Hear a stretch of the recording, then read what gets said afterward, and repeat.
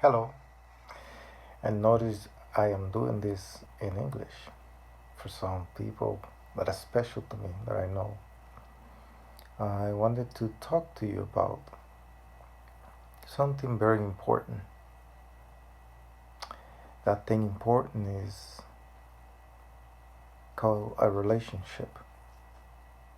In this life, we are going to have relationships with different people, uh, and some of them are a challenge to us. But how are we to react to people who are difficult to us? How are we to portray the deepest of ourselves to them? I have an idea, and that's the way I've been living my life for quite a bit.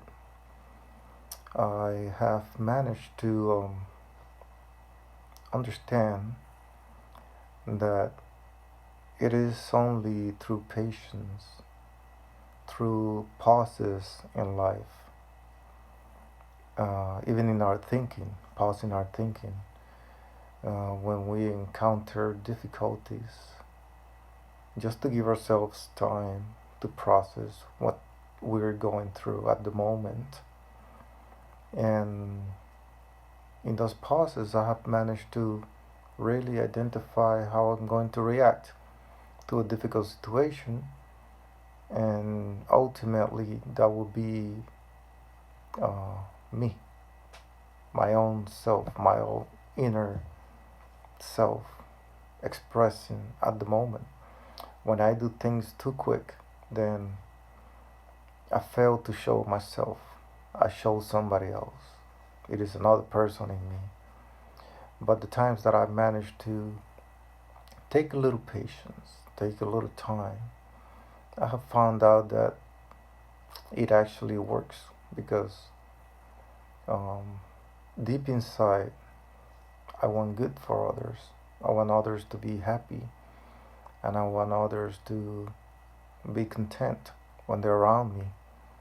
But sometimes they are too difficult to even manage.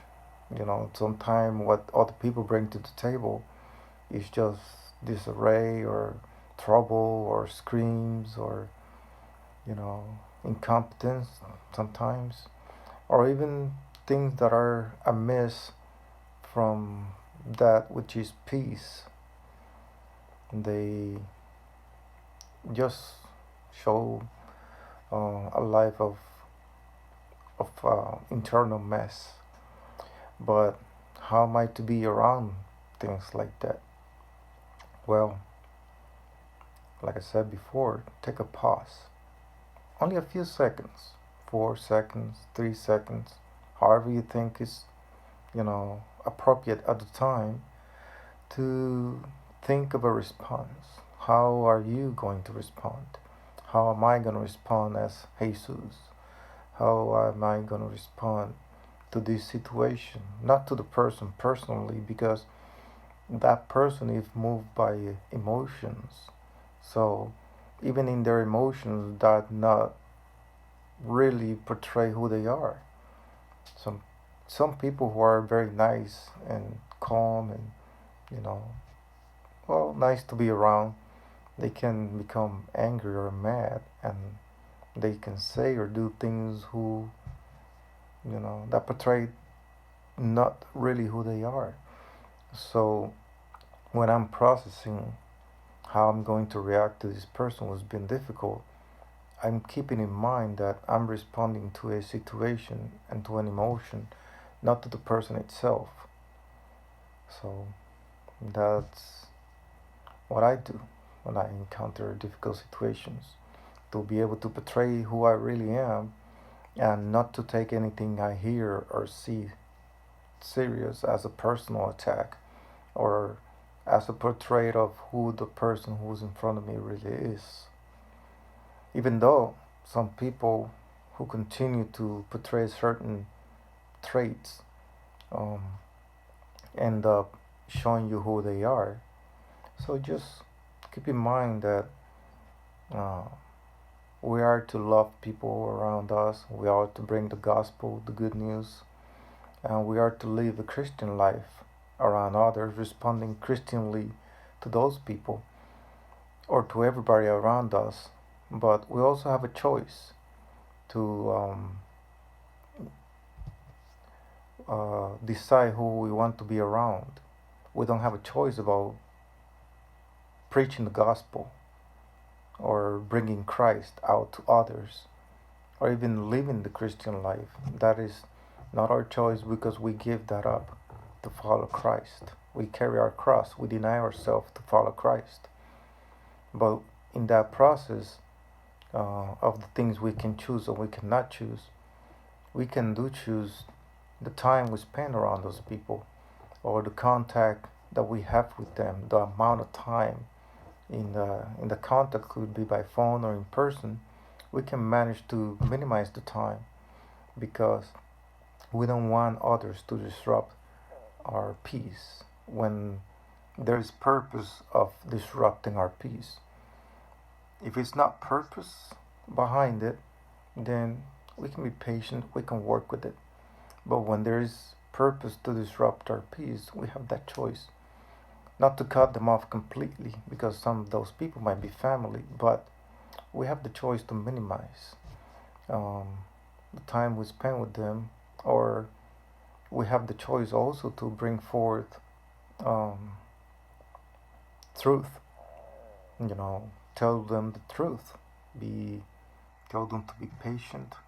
Tell them to calm down. Tell them, the positive things about life. Life is not full of, negative things, or is not full of screams and yellings and you name it. But life could be beautiful if you put your mind to it. And if your mind is attached together with the feeling of being obedient to God's word, getting in God's word every day, in the morning, in the evening, at night, then making the purpose to live the Christian life, adding that with prayer. Prayer is very important. And you put all those things together, we can manage to understand that life is a gift from God. Knowledge is a gift from God. Feeling is a gift from God. Um, when we're around people who are a little bit difficult, then we can bring out the shine that is in our hearts. Don't let other manipulate your emotions. You are in control of your own emotions, and you can ultimately decide if you want to open the door of your heart to people or if you want to just leave it shut, or if you want to just crack the door a little bit for some people who you really want them in your heart, you really want them in your life, but because of the way they react or they act to you, you just have to be a little careful. You just don't open the door wide open for people you know they're gonna hurt you. So a lot of prayer, a lot of Bible reading, and a lot of trusting in God, because Romans 8:28 says, "All things work together for the good of those who love God and live according to His purpose." So if we live according to God's purpose, we put Him in our life first, and we live according to uh, His commands, according to His advice, according to His law of love. If we live according to that, which is love God above everything and love your neighbor as you love yourself, then we cannot be afraid. There's no reason for us to be afraid because all things will work for your good, even if it's a difficult thing, a difficult person, or even if you see yourself being suffocated by a lot of things. Just trust in God and keep on. Bye.